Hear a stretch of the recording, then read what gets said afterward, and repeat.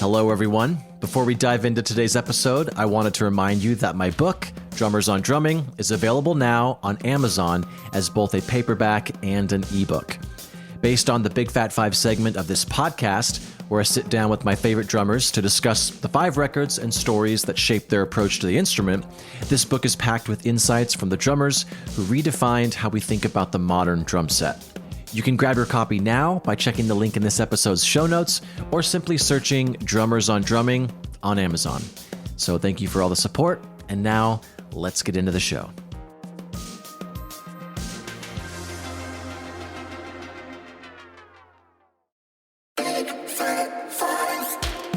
What is up? Welcome back to Big Fat 5, a podcast financially supported by Big Fat Snare Drum, where I talk to drummers about the stories and records that shaped their sound. My name is Ben Hilsinger, and this week's guest is Nick Wilkerson. For the past decade, Nick has been the drummer for the critically acclaimed Louisville, Kentucky rock band White Reaper, but he recently decided to embark on a journey as an independent artist, and I'm stoked to see what he does next. And I always invite drummers on the show who truly make me move with their playing. I don't mean dance, but means they, well, maybe sometimes, but they just move me. And I discovered Nick's videos on Instagram. I was immediately impressed before I even realized he was the drummer for White Reaper, which is a band I really enjoy. So check out his videos, you'll understand why. And I was thrilled to have this conversation with Nick, and it's moments like this that, again, make me love my life. I love this podcast, so I hope you enjoy the 5 records that helped shape Nick Wilkerson into the musician he is today. Cheers.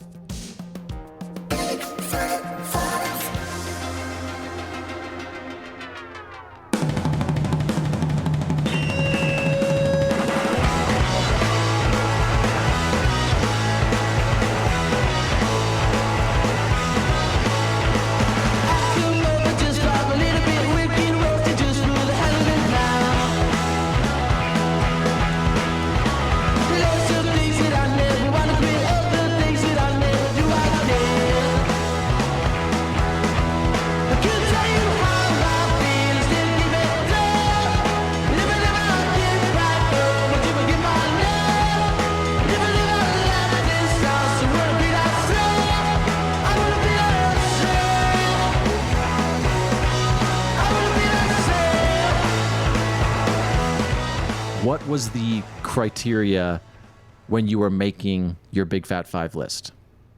I guess I kind of thought back all the way back to when I first started playing, and I was like, who made me want to play drums? And that was kind of like where I got my first pick. And then I went from there through like high school to when I started playing shows and stuff. All of the little benchmark points in my life I kind of thought about, and I associated like a drummer or a record or a song to those benchmarks. And I'll kind of like, I guess, go down that with you. I love if that it. makes sense. Yeah. No, yeah. totally. Yeah. We'll figure it out on the way. So let's Cool. let's go to the first one, and we'll get to know you through that. So the first one is, and I love this, it's Tony Hawk Pro Skater 3 soundtrack. And of course, various bands. The release year was 2001. Not that all the songs that were on this record came out in 2001, but you said a few of the key tracks: Boy Who Destroyed the World, AFI, which is the first track, I believe, If You Must, and Amoeba. All great songs. I was going through them before we hopped on, and it brought me back. I was like, oh, I didn't realize how much I also listened to the music when I was playing this game. But anyways, before we listen to a track, where were you when you were introduced to this? What impact did it have? All that jazz.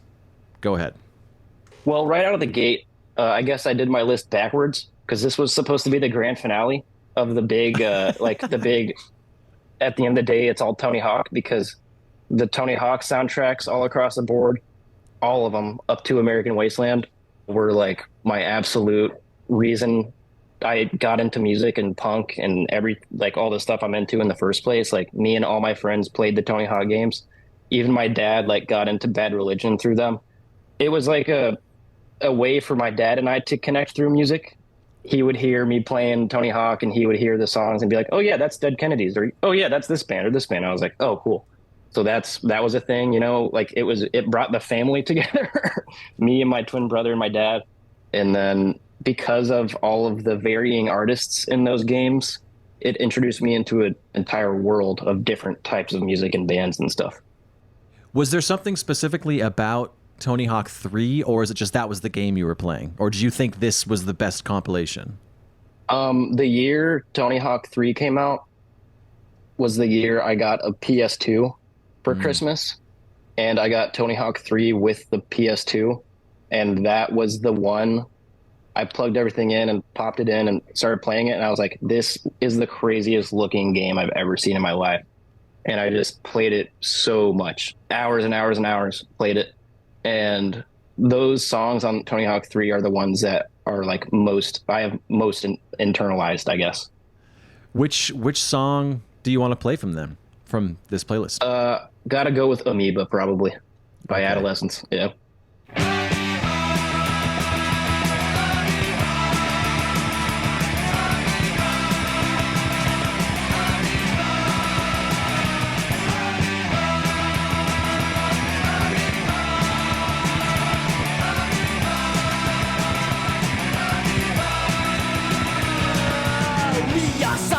In our lab, looking through the microscope. The little glass sides, they never lie. How can this fall my code? I've never seen anything like it before. So number 2, and the album is, and I love the drum sounds on this record, American Idiot. The artist is Green Day. Release years 2004. Key tracks: Jesus of Suburbia, St. Jimmy, Homecoming. Iconic, great drum recordings. But go ahead, yeah. Yeah, so the first CD I remember owning is International Super Hits. Oh, yes. And that's just a good introduction to Green Day there. And growing up, watching music videos before and after school, I would get some classic Green Day videos, and just like seeing Trey Cool in them. Like as a kid, he is so appealing as this like clown guy, you know, also a really talented, like tight drummer. So really just, I was initially really attracted to him from the showmanship that he has, but on top of that, as you kind of grow as a musician, you realize how incredible of a drummer he is. And American Idiot, when that came out, my dad got the CD. I just remember seeing all the music videos at the time and him playing it and me being like, oh, I really like this. You know, this is cool. This guy doesn't like America. This is as cool as it gets. Yeah, you know? exactly. So yeah, I got super into American Idiot, and I guess like looking back on it now, the producer Rob Cavallo just created some of the best sounds ever. I think he produced everything all the way back to Dookie. So in my opinion, I think he's the best guy that has produced that band. An iconic sound, you know, I'll love it forever. And the thing I took away from this record too, and I know listening to all the records you've been on, his drum parts are through composed. When you listen to them, you're like, initially you're like, oh, he's just kind of following the strumming pattern, whatever. But then you go back and he's so deliberate, and when you actually start playing along to it, you're like, oh, this is way more thought out than I realized. I love this record too, as you can see. And the rhythm in that band, like the rhythm between the guitar strumming and the bass and the kick drum and snare is like so incredibly tight and like specific, and something that I always aspired to.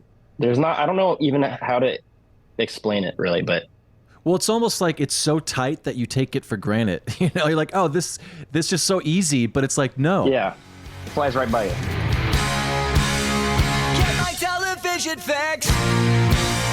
Sitting on my crucifix, I live in a room on my private room. Walk the moms and brides away.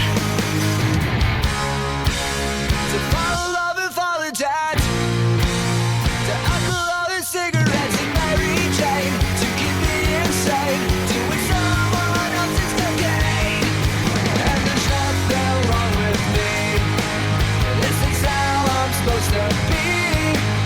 In a land of make-believe. But don't believe in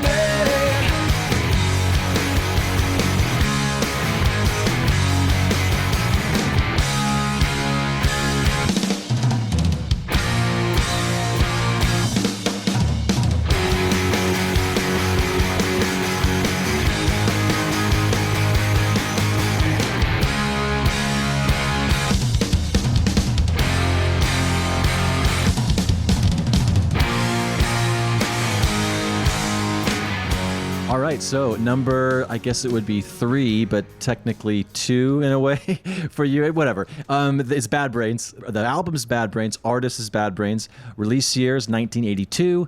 A few key tracks: Attitude, Banned in DC, Big Takeover, and then Earl Hudson, who has not been talked about on this show, but a insanely good drummer. Take it away, and then we'll listen to some Bad Brains. Yeah, so after like my middle school Hot Topic kind of era, I started learning about like 80s punk bands and DC bands, and from Minor Threat went to Bad Brains, and learned about the Faith Void split and all this cool stuff. I think just the drumming in Bad Brains is super notable, not only because of the speed and power, but because of like the versatility and dynamics between like their dubby like reggae songs and then just like a straight up hardcore drum beat, like a D beat. That's something that always kind of struck me as interesting while listening to them, especially back then when I first discovered them. Watching the live at CBGB's, just listening to the records, he cuts through in a very distinctive way, I think. And you can tell that it might not be the best gear with that kind of era, but it's like all of these guys made that stuff sound so good. So that's one thing I like about it. I was also at the time in a band with my brother, and it was just a straight up Minor Threat ripoff band. And we played shows around Louisville, Kentucky, and we covered a bunch of different songs from the 80s, like hardcore scene.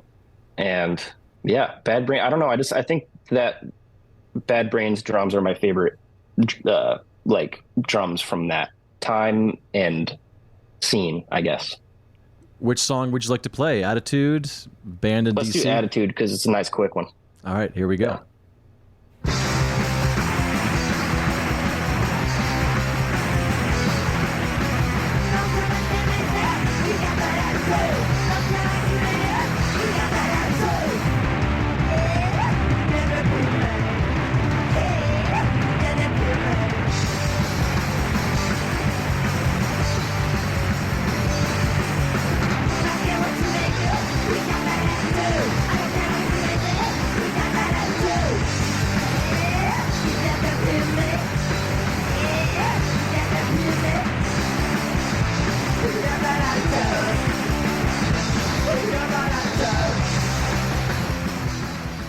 Hell yeah. Who's the band in one of your most recent, at least it's towards the top, maybe it's a pinned video on your Instagram where you're playing to them live and they slowly increase the tempo and then it just goes crazy? Oh, that is the classic song Institutionalized by the Suicidal Tendencies. Dude, how did you record that? You played, have you just played along to that so much that you knew how he gradually speeds up? And because you sound so like you're actually the drummer for that recording. Oh, I did. I used the app where you can take the drums out. Have you seen this? Oh, Moises? Yeah. I used that on it, and then so that probably helped a lot, but I just knew that it slowly sped up, and I did a few different takes of it, and I got one that I was like, yeah, this is good enough. Yeah, it's if good you listen enough. closely, it's not really on. But I'm also extremely, extremely picky and like hard on myself about that kind of stuff. So, well, from one drummer to the next, who knows how hard that would have been. You sounded great to me, man. So, thanks, dude. I was very much impressed for sure. Thank you. But going back to Bad Brains, this is kind of a random thing to say, but also their branding is so cool. Like every shirt, album, Bad Brains visually knew what the hell was up. Yes. Very good logo. Classic logo. Exactly. All right. So next one, I'm going backwards. I'm sorry. All right. So it's going to be Live at Leeds. One of the first records I stole from my parents, by the way. So Live at Leeds, the artist is The Who. Release year is 1970. And I still have the vinyl. It's not in good condition, but I love it. And a few tracks are Heaven and Hell, Can't Explain, Happy Jack. And of course, Keith Moon is the drummer on this recording. So take it away. Yeah. So this is one that was introduced to me by my dad, and learning about Trey and Trey Cool's influences. Obviously, Keith Moon is at the top of that list, along with like Bunny Carlos from Cheap Trick and some other guys. And I think going down that kind of rabbit hole led me to this. And with the first track being Heaven and Hell, like you're immediately introduced to Chaos with his I don't even know how to explain it. It's like if a jet engine fell off of an airplane and like it like tumbled down a mountain or something. It's just insane. Yeah. And every time he does crazy fills like that, I like picture things like that because it just sounds so like chaotic. I don't know. I don't know how to explain it, but it's just it really at the end of the day, it's another perfect example of a band being a band, you know, with like him playing to Pete's guitar leads and then John and Keith kind of like working around each other's parts. I don't know. It's so sloppy in like the best way. It's really hard to find stuff like that these days. You know, that's why I keep going back to it, is because I don't know what to look for. The closest thing I can think of is Deerhoof, you know, if that makes sense. I love their onstage dynamics and the way they play off of each other. I'm getting tired of the grid, getting real tired of it. All right. Well, do you want to just listen to the first track? Yeah, Heaven and Hell is great. Yeah. Let's do All right. Here's Heaven and Hell.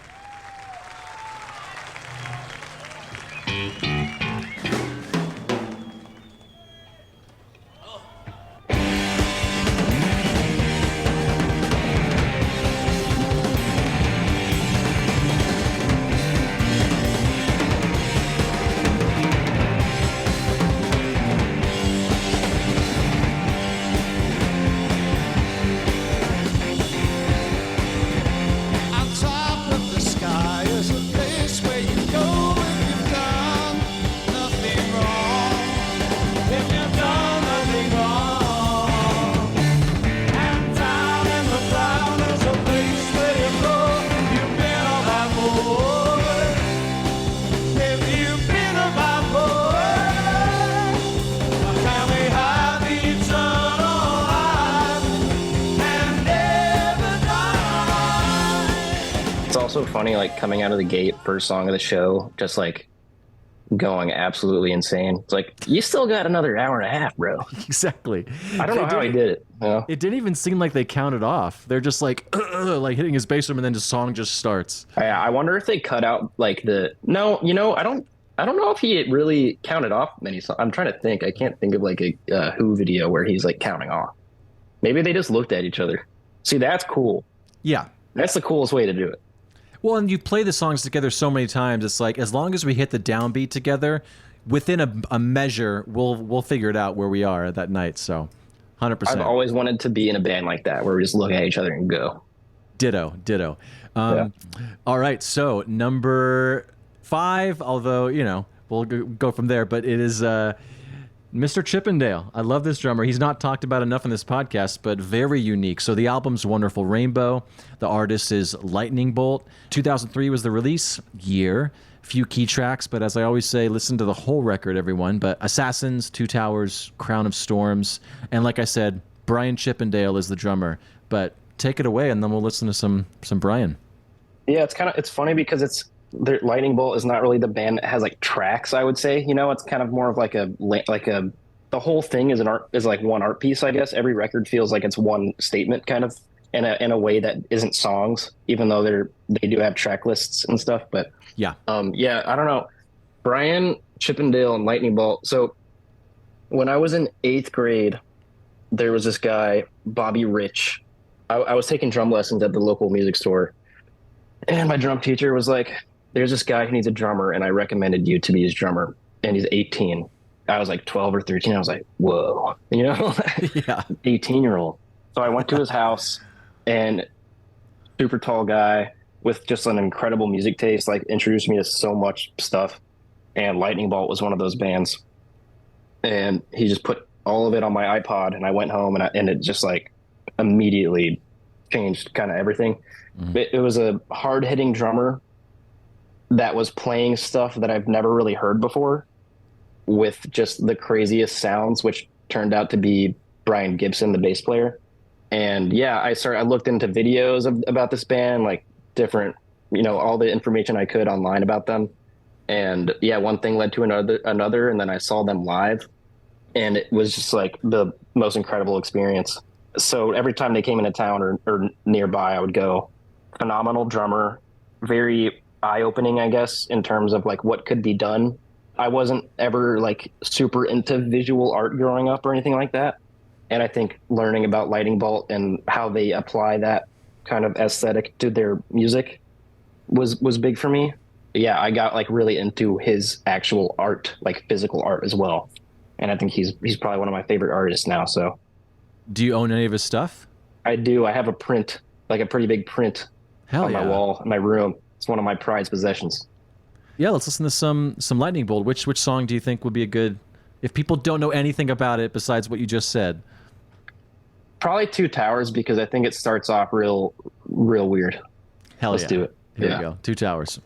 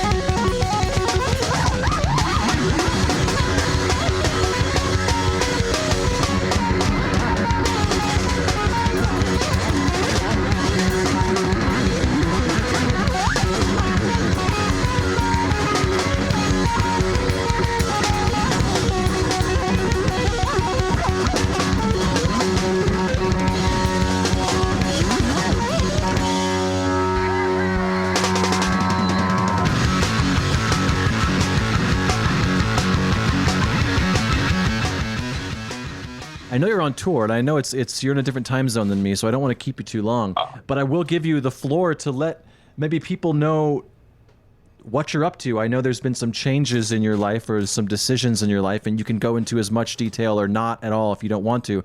But what are you up to? I know people are probably curious what your next venture is or your current venture is, and then I'll let you go, my man. Yeah, so I played for the band White Reaper for most of my drumming career, and it kind of over time felt like mine less and less. Songwriting wise, it felt more and more out of my hands in a way, which is, I love those guys so much, and Tony is like one of the best songwriters I know, like straight up. He just makes incredible music, and I don't know what is to be had for my future regarding that.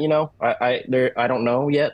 I'm just kind of taking some time away and figuring some stuff out. But in the meantime, I'm just playing as much as I can for whoever and trying to broaden my scope and, I guess, sharpen my tools, my Sure. drumming tools for the future. I just want to learn how to play to as many styles and work with as many different people as I can in this short life. So if you are interested in recording or playing shows, hit me up. Hell yeah, dude. Well, it's very admirable acknowledging whatever situation you're in musically. I think a lot of people are too afraid to have that self-inventory and be like, am I happy? Am I fulfilled? And this train that I'm on seems to be working in some sort of way, either monetarily or busy, and it's hard to get off that train. So I'm stoked for you in making that decision, and Yeah. the future seems bright, man. You're a great drummer. So Oh, thanks so much. Yeah, if I end up working at Best Buy or something, that's cool too. hey, I'll still dude, you play probably drums. get some sick discounts though, so there's something to be had there. Oh, that's true. Maybe I can buy more Tony Hawk games.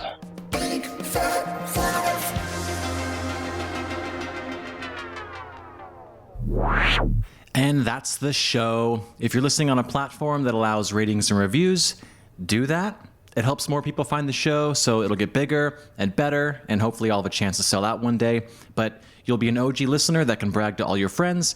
Anyways, why don't you go and check us out at bigfatsnaredrum.com and follow us on all the socials. Just search for Big Fat Snare Drum and you will find us. The show is edited in part using Isotope RX Audio Editor. It's amazing, so go check that out at isotope.com. And thanks again to Gunnar Olsen for the theme music. Bye.